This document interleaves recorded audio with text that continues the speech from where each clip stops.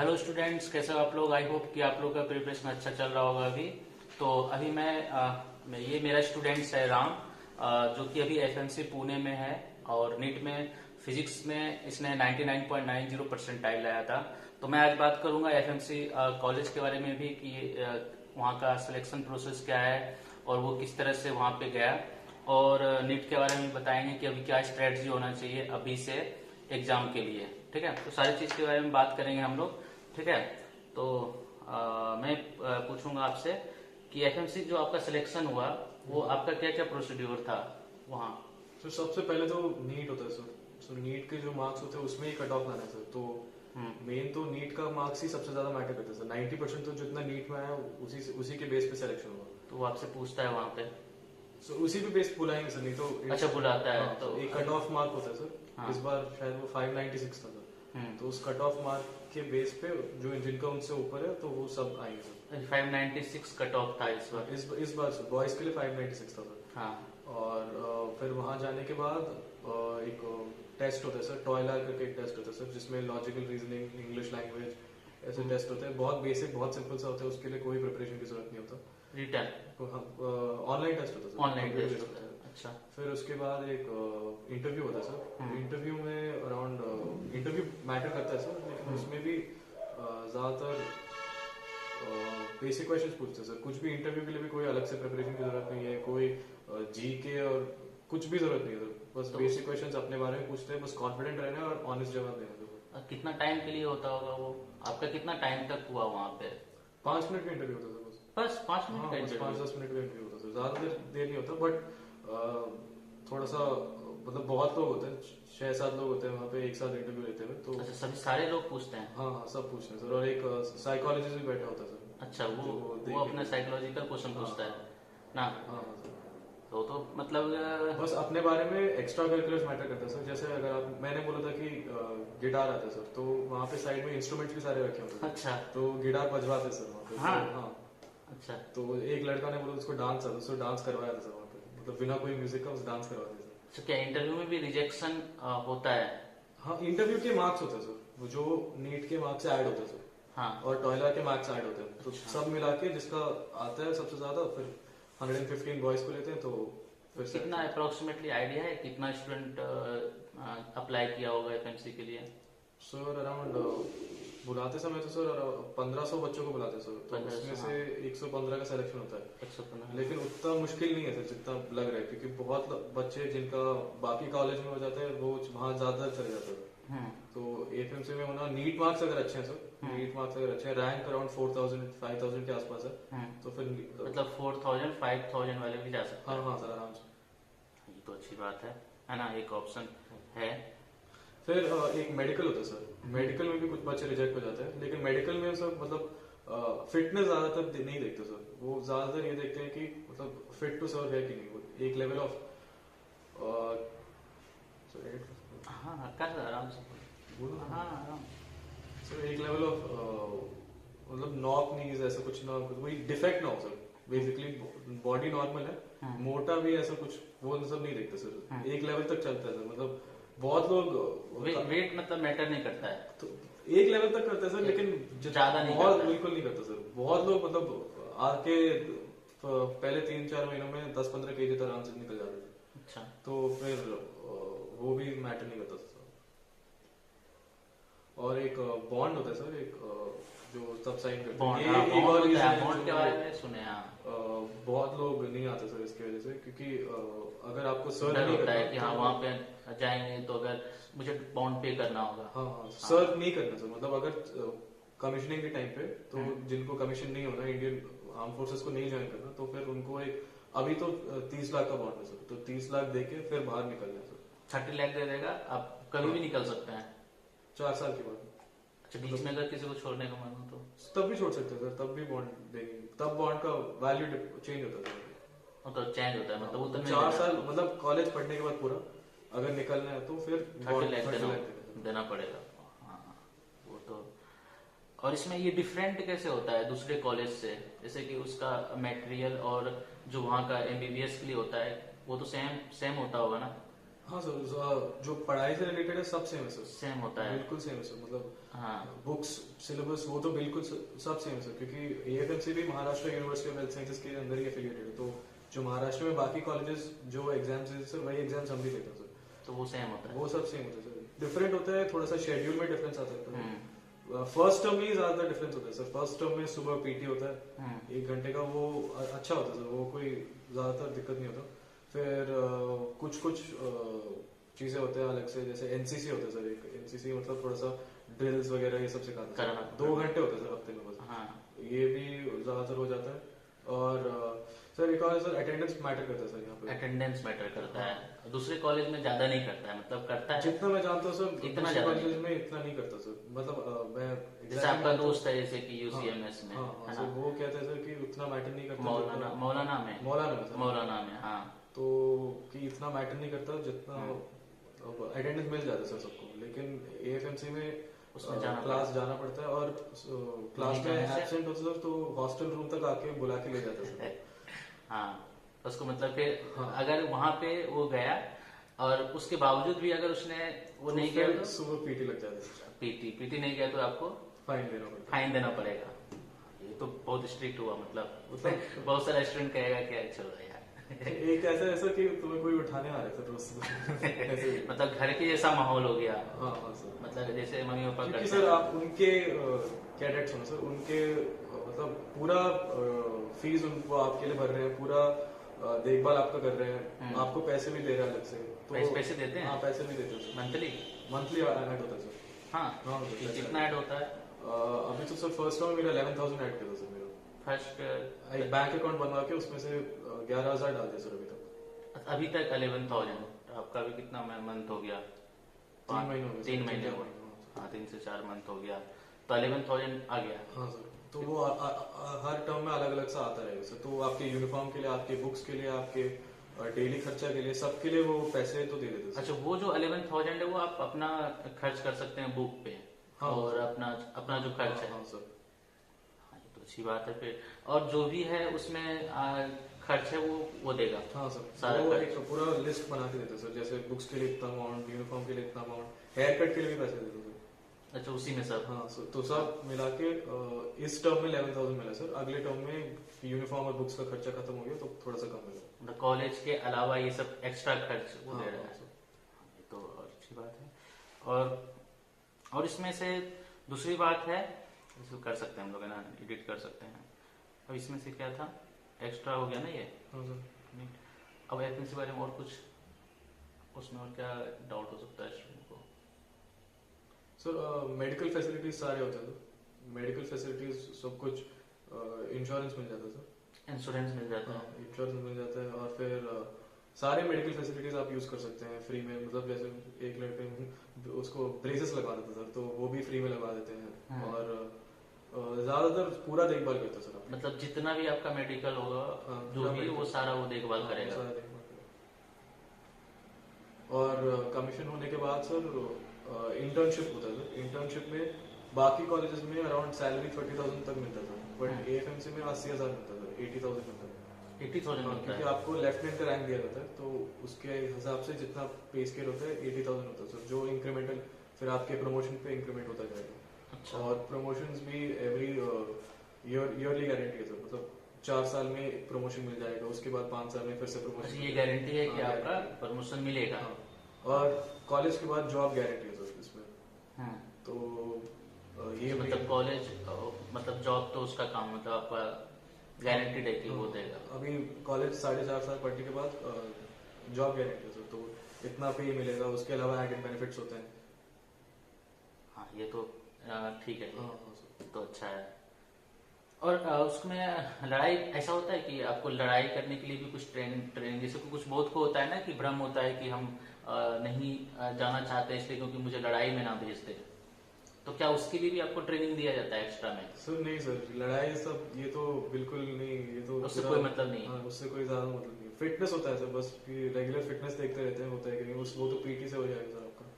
मतलब आपको firing wiring नहीं कराया जाता है? फायरिंग वायरिंग कुछ नहीं कराया जाता कभी भी नहीं? नहीं सर, वो बस ऐसे ही मजे में सिखाते हैं सर, वो कभी कभार। तो उसका कोई काम नहीं? उसका कोई काम नहीं सर, वो बस जैसे कि कमीशन होने के बाद सर हाई एल्टीट्यूड भेजते हैं सर, वो थोड़ा सा जैसे सियाचिन इन सब जगहों पे सुना होगा, वहाँ पे रेजिडेंट मेडिकल ऑफिसर्स की तरह जाते हैं, लेकिन वहाँ पे एक बेसिक वहाँ पे बाकी जो आर्म फोर्सेस ऑफिसर्स हैं उनका देखभाल करना होगा, लेकिन आपको खुद कुछ नहीं करना होगा सर, फ्रंट लाइन पे कुछ नहीं करना होगा। अच्छा, मतलब ऐसा कोई नहीं है कि एट एनी कॉस्ट कि मुझे वहाँ पे लड़ाई के लिए भेजा, अगर वॉर हो जाता है, वॉर हो जाता है, वॉर हो जाता है सर, फिर हाँ। हाँ सर, फिर आपको हो सकता है सर कि जाना पड़े, नहीं भी हो सकता है।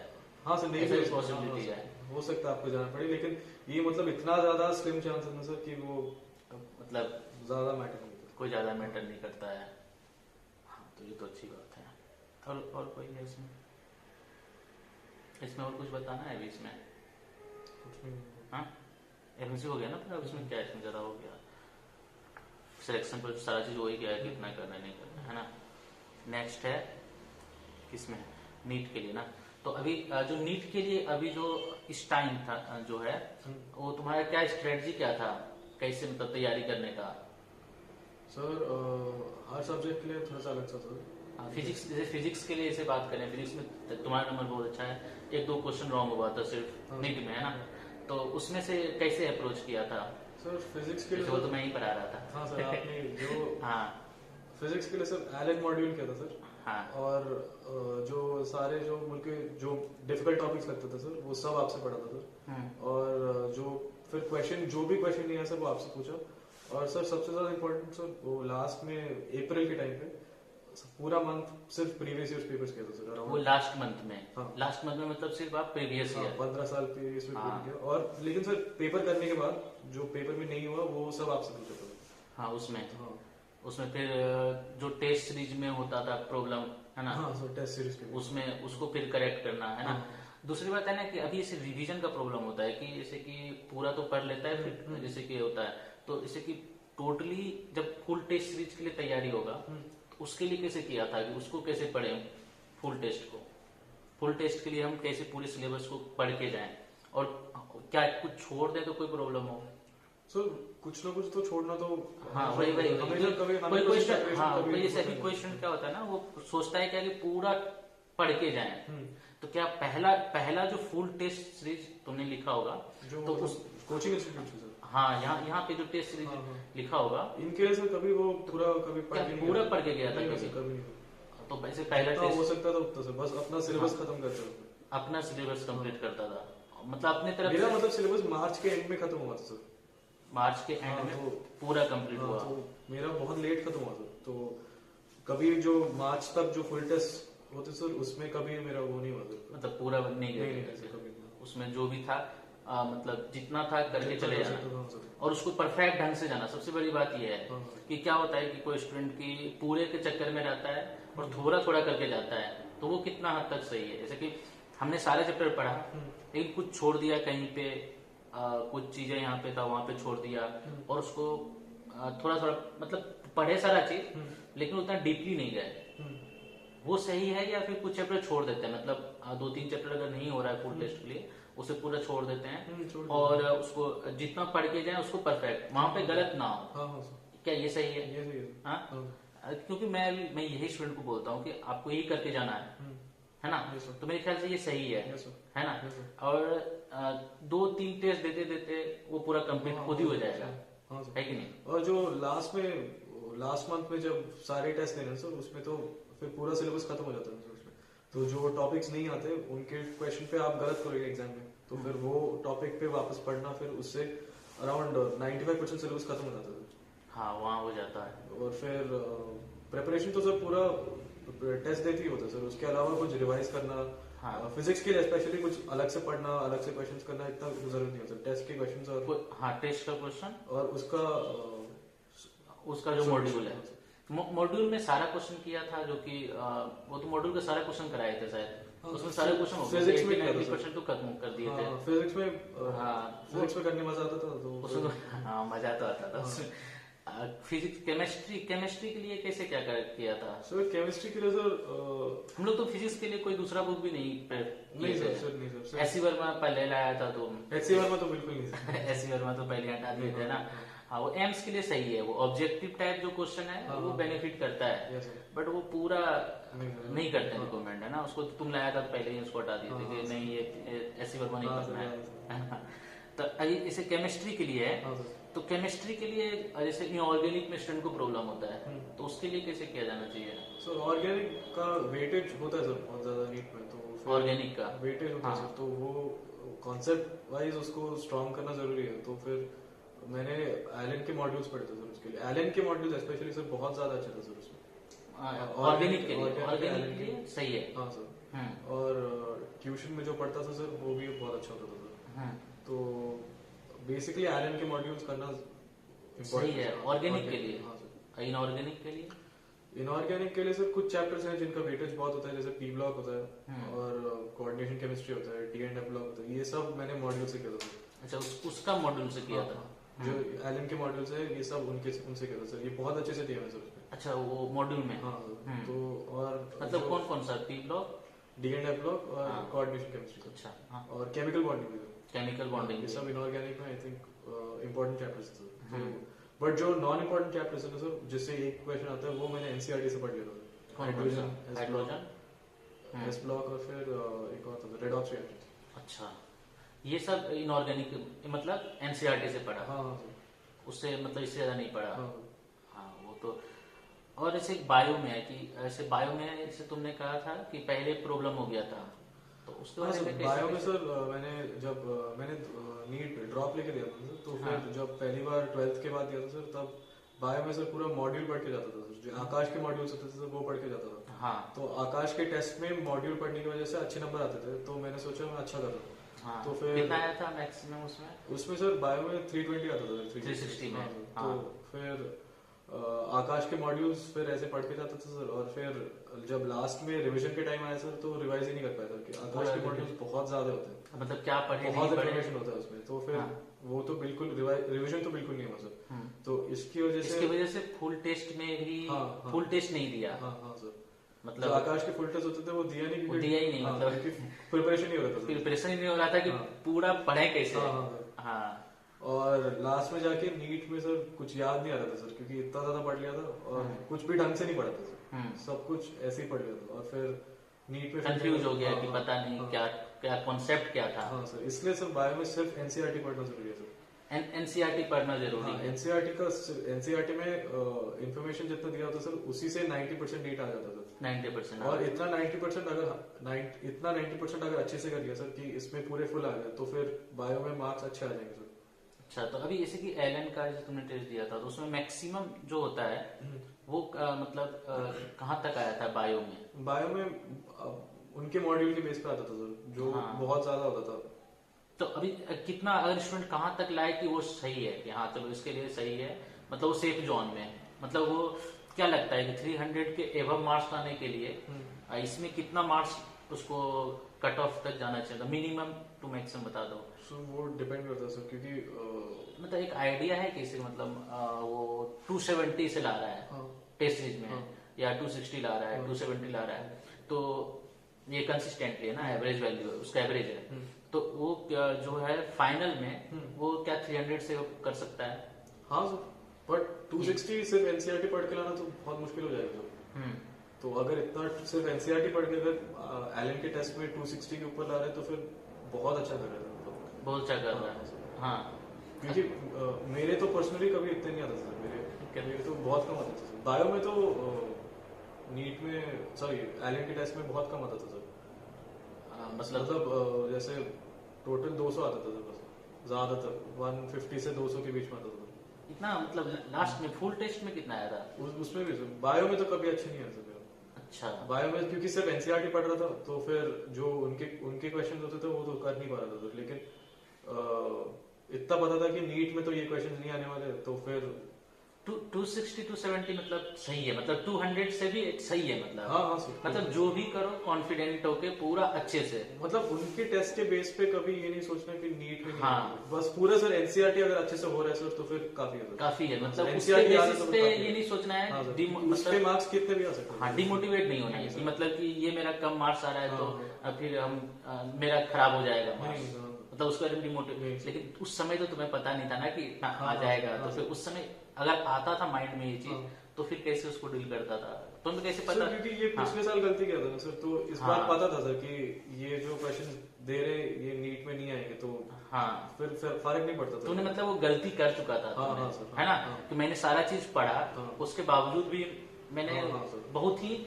नीचे चला गया, हाँ, तो वहां पे थोड़ा सा सुधार करना चाहिए। लेकिन जो नीट में प्रीवियस पेपर्स करते हैं ना सर, तो उसमें फिर बायो मैथ्स आना चाहिए क्योंकि वो अच्छा, जो प्रीवियस ईयर जो फुल टेस्ट लिखेगा उसमें ज्यादा नंबर आना चाहिए, उसमें बायो मैथ्स आना चाहिए। अच्छे आने चाहिए, मतलब जो आप खुद जो लिखते हो, हाँ। मतलब लास्ट मंथ में तो चालू रहना चाहिए, तो उसमें आपका फुल टेस्ट जो आप लिखते हो उसमें आपका मार्क्स अच्छा आना चाहिए। हाँ वो सही है कि उस और इसमें ये बायो में क्या होगा, बायो में तो ये और बायो में सर जो एलन के क्वेश्चंस होते हैं सर वो भी करने की जरूरत नहीं होती सर। बायो में सर क्वेश्चंस सर जैसे फिजिक्स केमिस्ट्री में जितना ज्यादा क्वेश्चंस करते हैं उतना ज्यादा कॉन्सेप्ट स्ट्रांग होता है, उतना ज्यादा क्लैरिटी मिलता है। हाँ लेकिन फिजिक्स में तो चाहिए आपका मतलब कॉन्सेप्ट, मतलब क्वेश्चन के थ्रू पढ़ना से कॉन्सेप्ट, ज्यादा क्वेश्चंस करना जरूरी है। हाँ जो क्वेश्चन करने से उससे कॉन्सेप्ट डेवलप करना है। हाँ, सर। मतलब आप क्वेश्चन करो, वहां जो आपको प्रॉब्लम हो रहा है जिस कॉन्सेप्ट में, उसको जाके अलग से पढ़ो, है ना? ये नहीं कि पूरा थ्योरी पढ़ते चले गए और उसके बाद हम लोग सोच रहे हैं कि कल कर लेंगे क्वेश्चन, परसों कर लेंगे, है ना? फिर उसमें हम लोग उसी में अटके हुए हैं, तो उससे बेटर है कि आप क्वेश्चन करो। लेकिन बायो में उल्टा होता है सर, बायो में सिर्फ थ्योरी पढ़ना ज्यादा बेटर है सर, क्वेश्चंस पे ध्यान नहीं देना सर ज्यादा। अच्छा उसमें मैंने सर प्रीवियस ईयर्स के क्वेश्चन किए थे सर, बायो में उससे ज्यादा कुछ नहीं किया था सर। मतलब बायो में पढ़ना है तो सर एनसीईआरटी वापस पढ़ो सर, टाइम मिल रहा है तो क्वेश्चंस के अलावा एनसीईआरटी फिर से पढ़ो सर। अच्छा तो उसमें टाइम मिल रहा है, ये मेरे लिए वर्क किया था वो वर्क किया। ज्यादातर जितना एनसीईआरटी पढ़ सकते हैं एनसीईआरटी पढ़ते रहो, एनसीईआरटी पढ़ते रहो, और उसका नोट्स भी बनाया था। हाँ सर, बायो अलग से नोट्स बनाया था सर कि फिर से लगा कि लास्ट में पढ़ नहीं पाऊंगा तो फिर एनसीईआरटी की भी जो अच्छे से याद है उनको छोड़ दिया, जो कम याद हो रहे थे वो अलग से लिखे जा रहे थे, उसको अलग से लिख लिया। तो फिर वो एक छोटा नोटबुक बना दिया जिसमें से लास्ट में वो पढ़ा। तो हर चैप्टर का नोट्स बनाया था? हाँ हर चैप्टर, बायो में हर चैप्टर का बनाया था पूरा। अच्छा फिर फिजिक्स में भी बनाया था नोट्स हर चैप्टर का? मैंने उसमें देखा